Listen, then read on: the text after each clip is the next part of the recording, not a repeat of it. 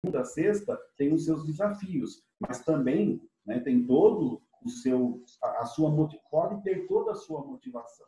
Isso aí é só, né, um comparativo. Mas as câmaras brasileiras, as vilas, foram formadas. Sorocaba foi uma vila também, né? Tem lá no site da Câmara Municipal todo o histórico da nossa cidade. Sorocaba era enorme, e até Curitiba, né? Era muito grande o nosso território. Eu costumo dizer que Sorocaba, a nossa cidade, quem pensa em política, ela é muito restrita ao perímetro urbano. Sorocaba é um município de perímetro urbano restrito. Olhem a Zona Norte, como ela cresceu. Olha o que está acontecendo lá para o lado do Recreio dos Sorocabanos, na Feira da Barganha. Lugar maravilhoso, chácaras de 1.000, 2.000 metros, as pessoas vendem, formam ali um prédio de 50, 60 metros quadrados.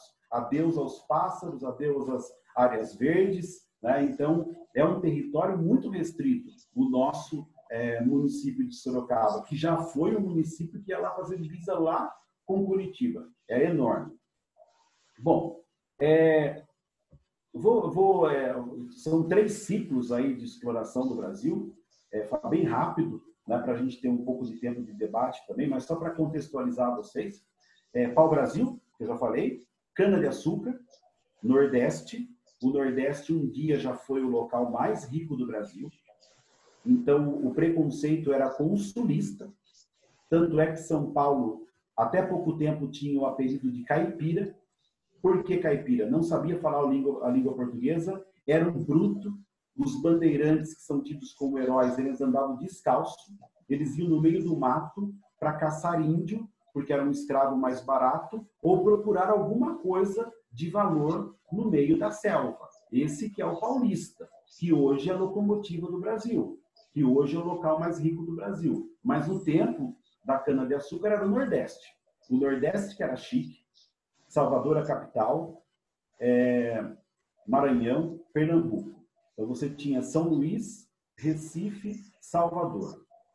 Sendo que Pernambuco chegou a ser o estado mais rico. E Olinda, uma das cidades mais lindas, Olinda, uma das cidades mais lindas da América, porque era o centro produtor de açúcar.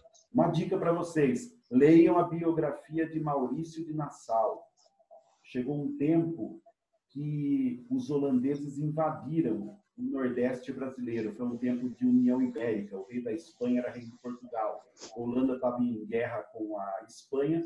Então, leiam Maurício de Nassau. O que ele fez de 1630 até ali 1645, quando começou a guerra, aí eles foram expulsos. Mas que cabeça de estadista, que pessoas que marcam a nossa história, que pensam o bem da cidade, o bem coletivo, né? Que desenvolvem a área e deixam as suas marcas. Então, Maurício de Nassau.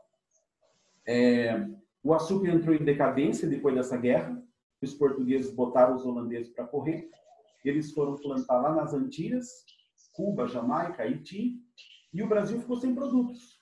Tá? Ficou um vácuo aí.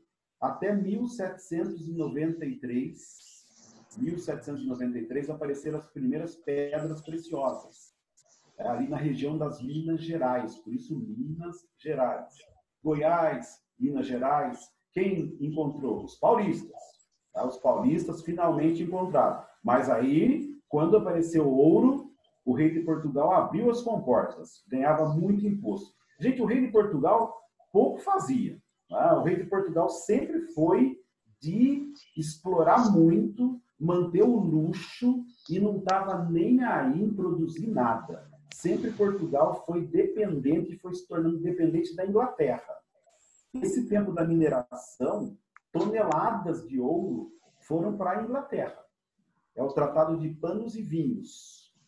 Portugal vende vinho e queijo e a Inglaterra vende tecidos. E ganhou muito dinheiro. Então, muito do nosso ouro não foi para Portugal, foi para a Inglaterra.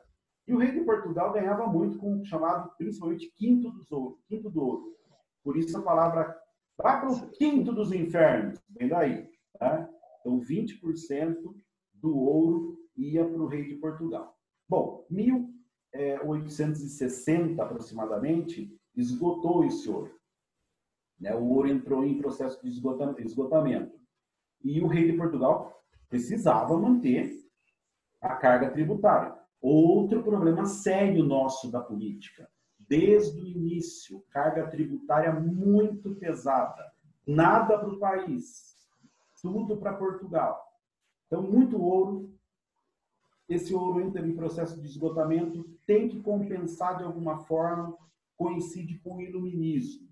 Liberdade, igualdade, fraternidade.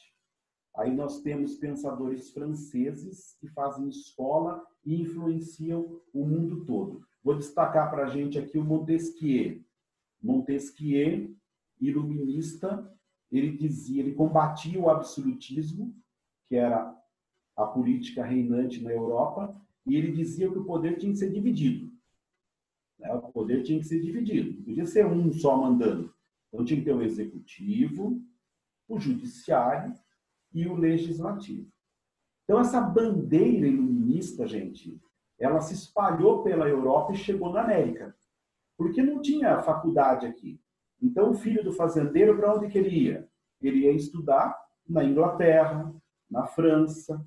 É assim que funcionava aqui na América. E esses jovens, eles voltaram encantados com essas ideias. Então, no dia 4 de julho de 1776, os Estados Unidos fizeram a independência da Inglaterra, se tornaram um país livre e uma referência para a América. E aqui, em 1789, estourou a Inconfidência Mineira. Todo mundo já ouviu falar. Joaquim José da Silva Xavier, o nosso Tiradentes. Tem esse apelido de Tiradentes, mas ele não gostava, na verdade, de Tiradentes. Ele fazia de tudo para manter, né? Mas na época precária, as pessoas ficavam banguela muito cedo, tá? 11, 12 anos, não tinha higiene, não tinha saneamento básico nenhum. Mas o Tiradentes, na verdade, ele era um bom político. Político, gente, no sentido, quando eu falo bom político, é bom político mesmo. Né? Porque a gente tem que enfatizar isso, porque parece que política está ficando uma coisa pejorativa. Falou em política, pronto, as pessoas já torcem o nariz. Não, política é uma coisa boa. Política muda a vida das pessoas. Política transforma a vida das pessoas. Então, o Tiradentes, ele se envolve muito com aquelas ideias. E ele começa a defender uma república. Uma república lá em Minas Gerais, separada de Portugal. Uma república, coisa pública. E a revolta, ela se dá com a derrama. Derrama que o rei de Portugal falou, ó, pega tudo que tem. Pega um boi, pega uma galinha, pega alguma coisa de valor para compensar a queda no ouro e manter a carga tributária. Só que essa revolta foi deletada. Né? Então, isso aí também é antigo na nossa história. Né? Aquele que vai deletar o dedo duro. Então, tinha ali pessoas que, antes da revolta acontecer, eles colocaram o governo lá local e essa revolta foi desmontada, os líderes presos, só o Tiradentes que foi enforcado e esquartejado, no dia 21 de abril de 1792. 1789 foi o movimento da Inconfidência Mineira.